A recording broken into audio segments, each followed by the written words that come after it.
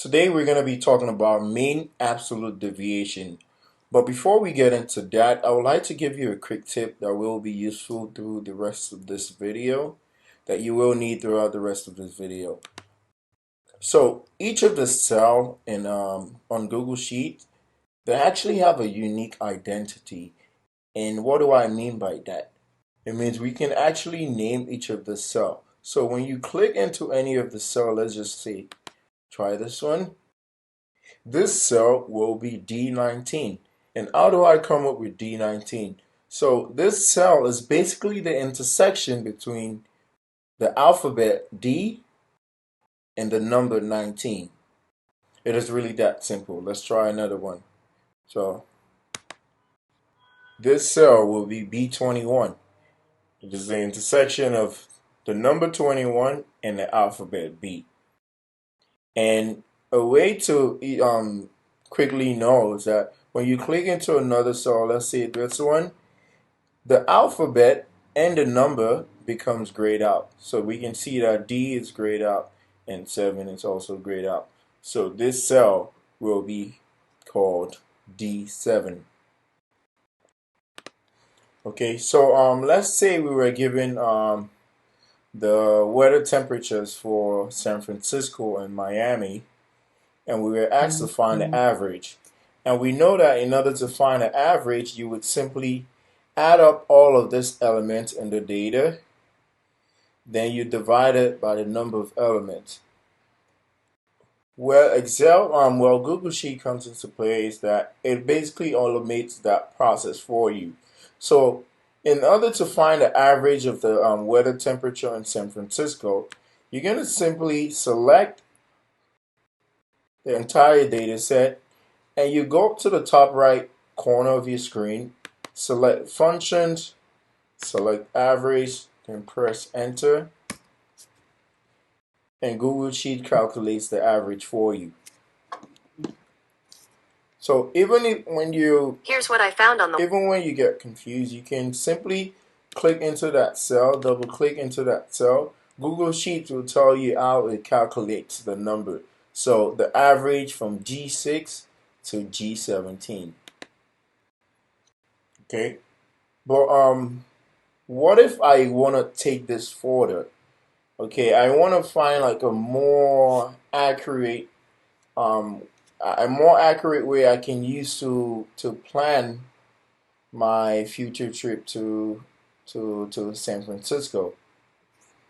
And this is where mean absolute deviation comes into play.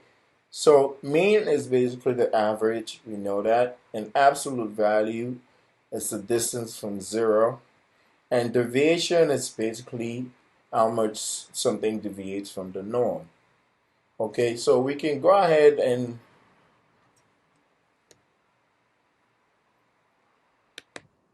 calculate the mean absolute value deviation. So basically we want to find out how far each of this weather temperature from the mean. So how far is the temperature in January from the average temperature of the year? How far is the temperature in September from the average temperature of the year?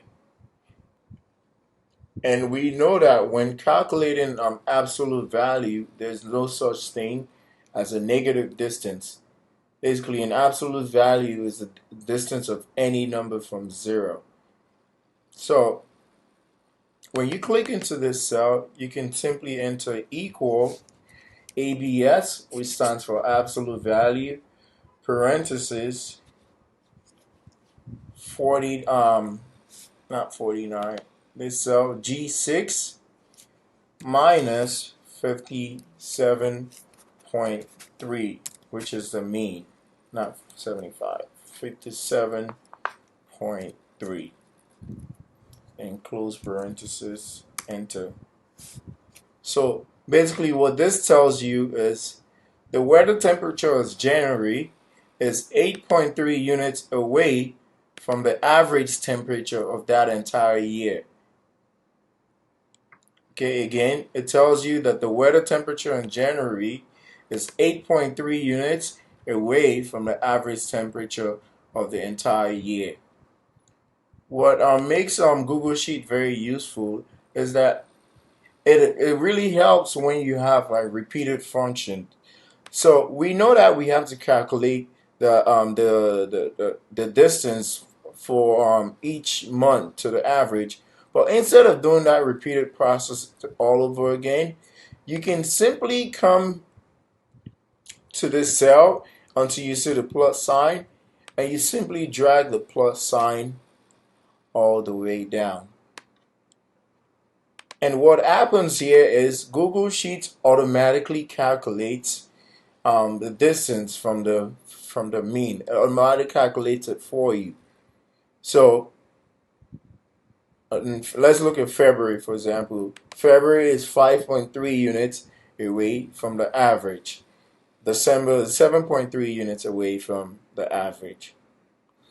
Okay, now that we have found the absolute deviation, now we have to find the mean. So again, in order to find mean or average, you simply select all of the data and you go to functions, select average, and press enter. And we're left with 4.6. So what basically this means is that on average, each of this temperature, they're 4.6 units away from 57.3, which is the mean. So you can basically think of this as the average of the average. So on average, May is 4.6 units away from 5.73, which is the average temperature of the year.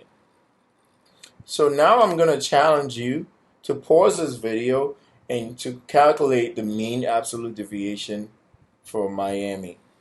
You can go ahead and pause the video.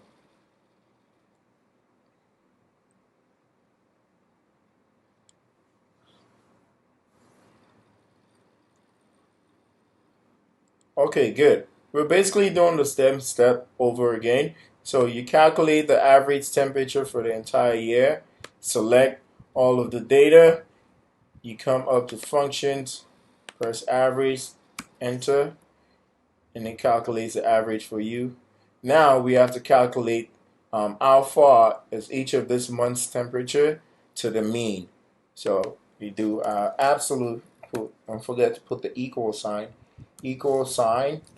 ABS, parenthesis,